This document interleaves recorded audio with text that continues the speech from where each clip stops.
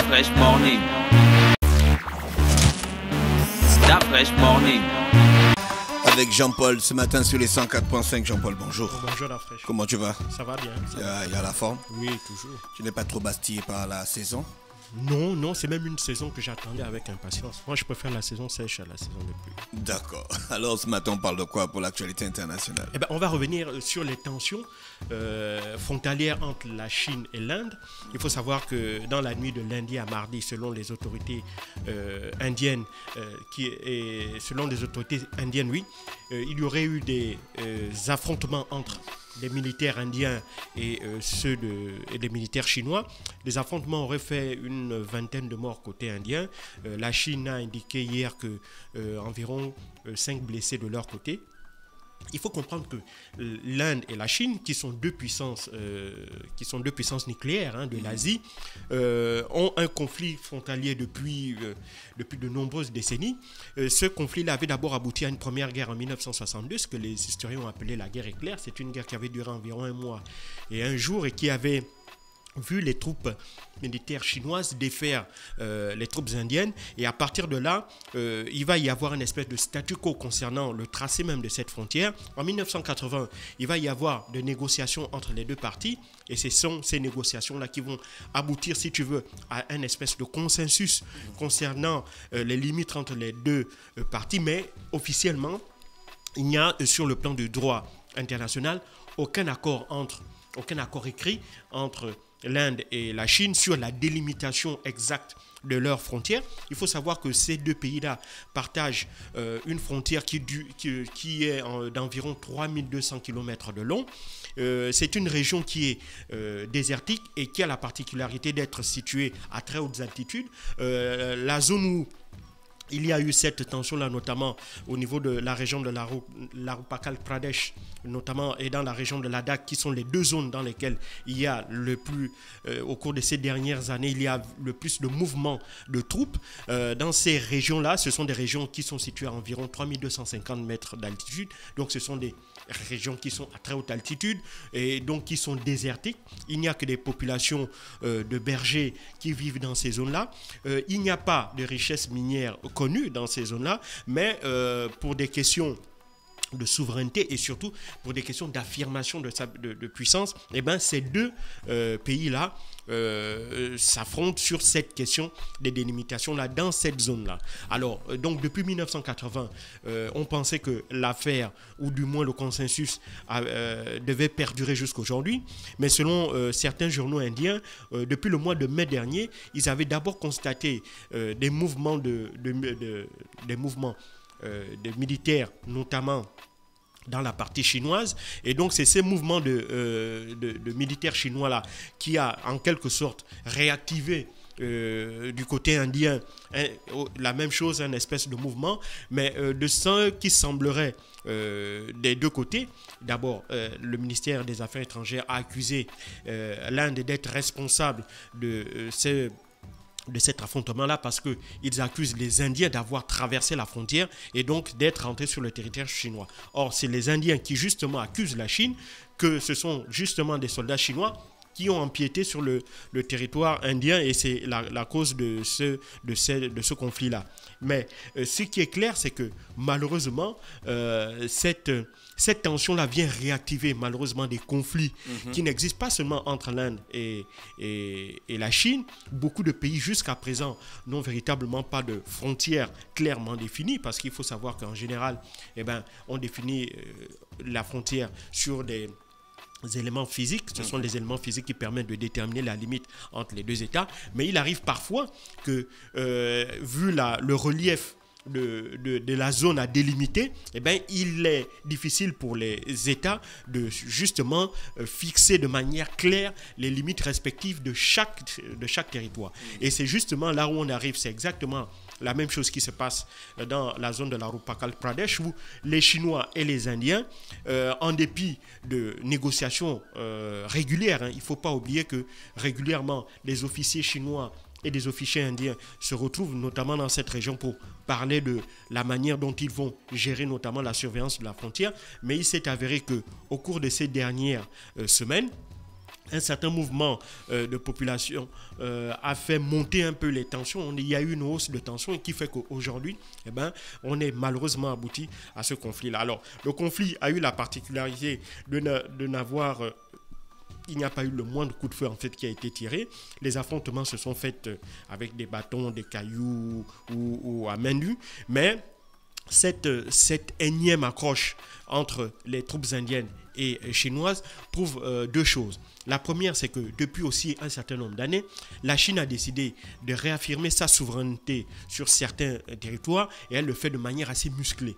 Il est clair que par exemple, la plupart du temps, des pays comme le Japon, comme le Vietnam, comme les Philippines, qui ont des frontières par exemple maritimes, ou bien Taïwan, qui ont des frontières maritimes avec la Chine, font régulièrement des accrochages, mais la réponse en général de la Chine, c'est une réponse musclée, militaire.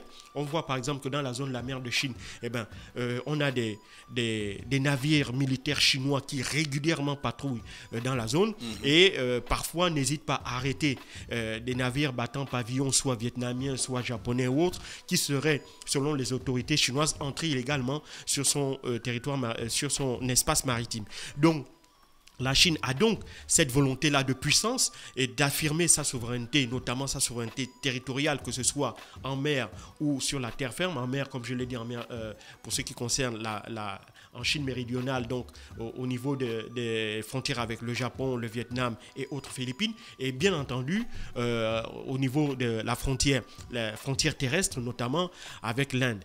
Mais comme je l'ai dit, ce conflit-là, malheureusement, n'est pas le seul, même si ces questions-là restent particulièrement tendues. On se rappelle par exemple que jusqu'à présent, sur le continent africain, il y a beaucoup d'États qui ont des litiges de frontières. On se rappelle par exemple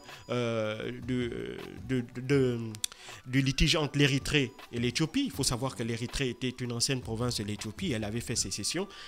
Et donc, à la suite de cette sécession-là, jusqu'à présent, l'Érythrée n'est toujours pas parvenue, malgré la fin du conflit armé entre les deux pays, même si il reste en guerre officiellement. La fin de la guerre n'a jamais été déclarée entre l'Érythrée et l'Éthiopie, mais la question de la délimitation de la frontière entre l'Érythrée et l'Éthiopie aujourd'hui reste conflictuelle. On se rappelle aussi, le Mali et le Burkina Faso, par exemple, ont déjà eu des différends entre des différents frontaliers concernant la délimitation de leurs frontières. La Côte d'Ivoire et le Burkina Faso aussi, parfois, a déjà eu ce type de conflit-là. On se rappelle aussi du Cameroun et du Nigeria, notamment sur la péninsule de Bakassi. Et le Nigeria et le Tchad sur la bande d'Aouzou. Exactement, la Libye et le Tchad sur la bande d'Aouzou, le Gabon et la Guinée équatoriale aussi, sur l'île Mbagné. Donc, les différents territoriaux entre les États, malheureusement, restent encore aujourd'hui, malgré la mise en œuvre d'instances internationales, telles que la Cour de justice internationale, qui normalement est censé régler ce type de litige-là. Mais il faut bien comprendre que pour ce qui concerne l'Inde et la Chine, par exemple, les deux pays n'ont jamais voulu, ne sont jamais allés devant la Cour de justice internationale, parce qu'ils estiment que cette Cour de justice internationale, d'abord, dans le fond, en réalité, c'est qu'il est peu probable que l'une ou l'autre de ces deux parties-là puisse accepter le verdict qui sera donné par la Cour de justice internationale si jamais elles allaient à demander à celle-ci de trancher le conflit frontalier qui les oppose. Donc, il y a déjà une volonté des deux côtés de ne pas transiger sur